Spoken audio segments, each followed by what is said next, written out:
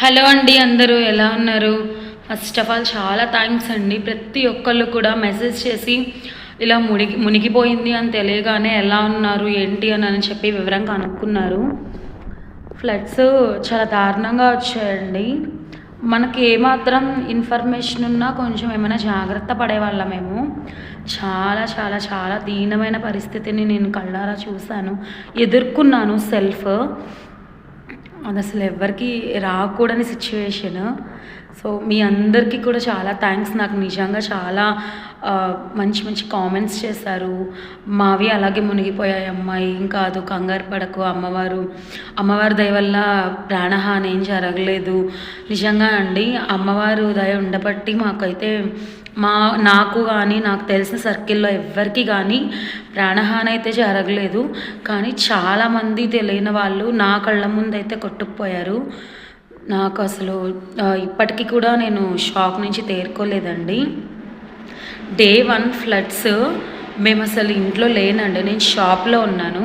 ఈ వరదలు ఇవన్నీ వస్తున్నాయన్న ముందు రోజు మా అమ్మమ్మ గారు కాలం చేస్తారని చెప్పి మేము నూజివీడు, ఆగిరిపల్లి ఆ ఏరియాలో ఆల్రెడీ ఫ్లడ్స్లో ఇరుక్కుపోయాము.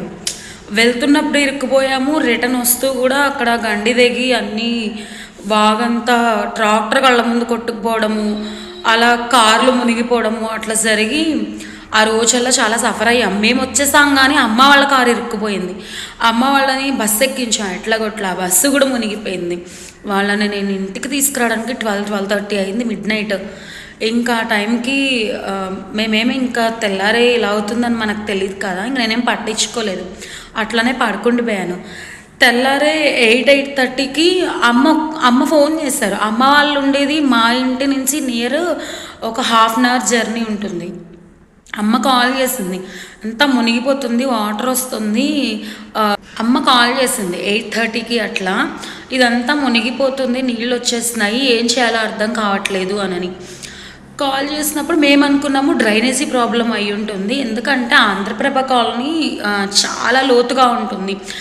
8th లైన్ నుంచి 15th లైన్ వరకు అసలు గుంటలుగా ఉంటుంది. ఈ మధ్య కొంచెం డెవలప్ అయింది. అది అసలు మొత్తం అంతా ఇంత వర్షపు నీళ్ళు ఉన్నా సరే ఒక గోతిలాగా ఏర్పడుతుంది. నేను అదే అనుకుని కొంచెం జాగ్రత్తగా ఉండమ్మా, నేను ఒకసారి షాప్కి వెళ్ళి షాప్ క్లోజ్ చేసుకుని నేను నీ దగ్గరకు వస్తాను, ఫుడ్ తీసుకుని, ఫుడ్ అయితే వాళ్ళు ఏం ప్రిపేర్ చేయకు అని చెప్పాను. నేను షాప్కి రాగానే 9-9:30కి మా అత్తయ్య గారు కాల్ చేశారు, పాప మునిగిపోయింది, నీళ్ళు వచ్చేసాయి ఇంట్లోకి అని చెప్పి. మేము ఉండేది రామకృష్ణపురం. పాప మునిగిపోవడం ఏంటి, పాప ఏడుస్తుంది, నీళ్ళు వచ్చేసిన పీకల్లో అయితే నీళ్ళు వచ్చేసాయి అంటే లాస్ట్ రూము తుడుస్తున్నారు అత్తయ్య గారు, నీళ్ళు వస్తున్నాయి అని చెప్పి. డ్రైనేజీ మేము క్యాటరింగ్ చేస్తాం కదా, మాకు ఎవరు రెంట్కి ఇవ్వడం లేదని మేము చాలా పాత ఇల్లు తీసుకున్నాం రెంట్కి. ఆ పాత ఇంట్లోనే ఉంటున్నాం. దానికి full drainage problem, drainage water వచ్చేస్తుందేమో అని అనుకున్నాము. క్లీన్ చేస్తున్నారు, అసలు ఎట్నుంచి వచ్చాయో తెలియదు, ఆ ప్రవాహం ఏంటో తెలియదు, తలుపులేసేసి ఉన్నా సరే ఎట్నుంచి ఎలా వస్తున్నాయో తెలియదు. ఇంతెత్తు వాటర్, పాప మునిగిపోయేంత వాటర్ వచ్చేసాయి. మేము ఏం చేయాలో అసలు ఏ సామాన్లు తీసి, అత్తయ్య గారు పాప ఉన్నారు, ఏ సామాన్లు తీసి ఎటు పైకి పెట్టాలో కూడా మాకు అత్తయ్య గారికి అర్థం కాలేదు. పాపను తీసుకుని ప్రజెంట్ మేమేం చెప్పామంటే సిగ్నల్స్ లేవు కదా, పక్క వాళ్ళ ఇంటికి వెళ్ళిపోమని చెప్పాం. పక్క వాళ్ళ ఇల్లు మునిగిపోయింది, ఫస్ట్ ఫ్లోర్కి వెళ్ళిపోయి మెట్లు ఎక్కువ ఉండండి అమ్మని. వాన, ఫుల్ వాన. ఈలోపే మమ్మల్ని ఇదంతా ఆపేసేసి మార్కెట్లు పెట్టేశారు. 2 kilometers డిస్టెన్స్ నుంచి ఆపేసి అసలు ఎవరిని రానియడం లేదు. మేము ఇంకా ఎట్లా కొట్లా వాటర్ నాకే ఇక్కడ దాకా వచ్చాయంటే ఒకసారి కిడ్స్ పరిస్థితి ఆలోచించండి. ఇంకా నేను వెళ్ళి అత్తయ్య గారిని, పాపని తీసుకొని మా వారు, నేను ఇంకా ఏవో కొన్నిపాటి బట్టలు, అవి కూడా తడిచిపోయిన బట్టలు మొత్తం బయట, మనకి ఇలా వరదలు వస్తాయి ఏం తెలియదు కదండి, చుట్టూ ఏవైతే పారేసి ఉన్నాయో అవన్నీ కూడా ఇలా మా వారైతే నెత్తని పెట్టుకుని బుట్ట, మా పాపని పట్టుకుని మేము అలా ఒకళ్ళం పట్టుకుని అసలు మమ్మల్ని రావద్దన్నారు, అక్కడే ఉండమన్నారు, ఎవరి వాళ్ళు అక్కడే ఉండమన్నారు. అక్కడ ఉంటే ఎట్లా, ఎవరింట్లో ఉన్నాం, అందరిళ్ళు మునిగిపోయాయి, అందరూ వాళ్ళ స్టెప్స్కి ఎక్కేశారు, మనకెవరూ తెలియదు. ఇంకా ముందర అక్కడి నుంచి అయితే బయటపడాలని చెప్పి ముందు అక్కడి నుంచి అయితే బయటకు వచ్చేసాము. మాకు ఎలానో రెస్టారెంట్ ఉంది కాబట్టి ఫస్ట్ అయితే నేను షాప్ దగ్గరకు వచ్చేసాము. ఇక్కడ తినేసి నైట్ పడుకోవడం అయితే మా అత్తయ్య గారు వాళ్ళ సిస్టర్ వాళ్ళ ఇంట్లో పడుకున్నాం అనమాట. ఒక 2 days అలా చేసాము. నిదానంగా వాటర్ ఫ్లోటింగ్ తగ్గుతుంది, అమ్మ వాళ్ళ వైపు పెరుగుతుంది. అమ్మ వాళ్ళు రాలేదు, వాళ్ళ నుంచి నాకు ఏ కాంటాక్ట్ లేదు. మేమైతే సేఫ్గా బయటకు వచ్చేసాము. అమ్మ నుంచి అయితే అసలు నాకు తమ్ముడు అమ్మ నాన్న నుంచి ఒక్క ఫోన్ లేదు, ఏం లేదు. అపార్ట్మెంట్ జనరేటర్ కూడా మునిగిపోయేసరికి వాచ్మెన్ దగ్గర కానీ ఎవరి దగ్గర ఫోన్స్ లేవు. అమ్మకి కాల్ చేద్దామంటే ఏం లేదు.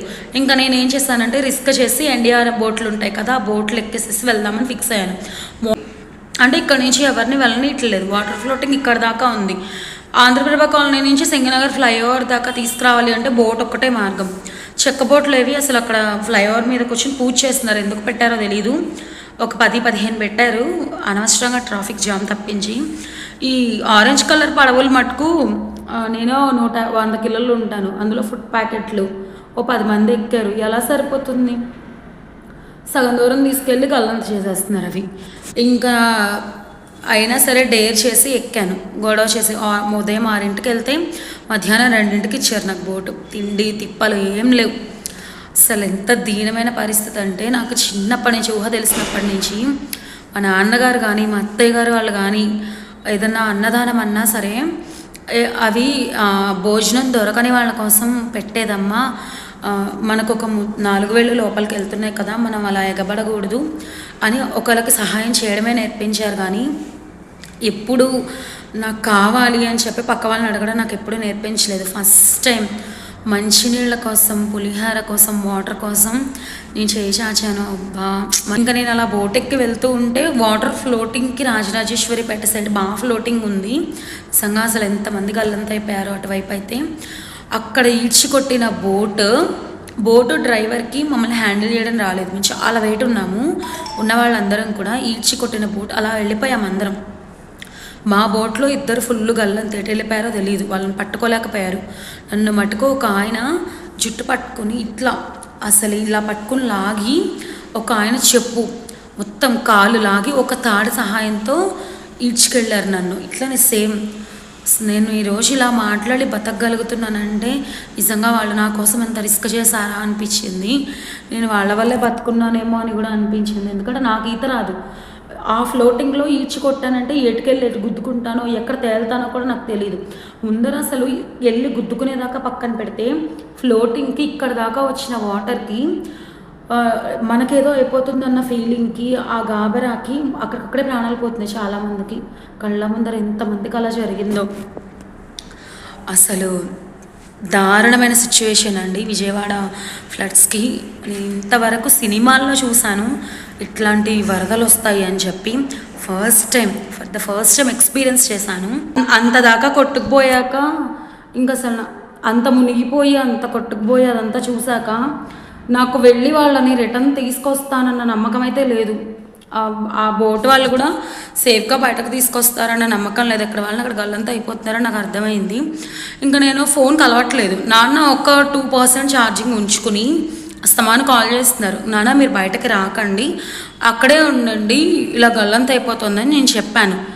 మా నాన్నగారికి ఏమైనా పడిందో ఏంటో, నేను ఇలా కొట్టుకుపోయి బయటకు రాగానే ఒక మీడియా ఛానల్ వాళ్ళు నా దగ్గరకు వచ్చి, ఇప్పుడు మీరు వెళ్ళారు కదా గొడవ చేసి బోట్లో, అప్పుడే ఎందుకు వెనక్కి వచ్చారు అని అడిగారు. అప్పుడు నేను ఏం చెప్పానంటే, ఇట్లా బోట్ గల్లంత అయిపోయింది, అమ్మ నాన్న హార్ట్ పేషెంట్స్, పిల్లకి పాలు ఫుడ్ ఇస్తే వాళ్ళు అక్కడే ఉంటారు, ఎక్కడికి రారు అని చెప్పి. ఈలోపే ఒక హెల్పింగ్ లైన్ కాల్స్ వల్ల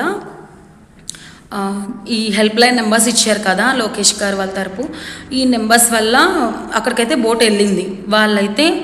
వాళ్ళు రిటర్న్ వచ్చినప్పుడైతే 3-4 బోట్లు వాళ్ళ ముందు వెళ్ళిపోయాయట. చాలా భయపడుతూ అసలు మా నాన్నగారు ఫస్ట్ టైం ఇచ్చారు. ప్రాణాలు అరచేతుల్లో పెట్టుకుని రావడం అంటారు కదా, అలా వచ్చారనమాట. ఎట్టకేళ్ళకి ఇక్కడికి వచ్చేసారు సింగనగర్ ఫ్లైఓవర్ దగ్గరికి. అక్కడి నుంచి దాదాపు ఒక 3 కిలోమీటర్స్ ఫ్లైఓవర్ అంతా కూడా నడవాలి.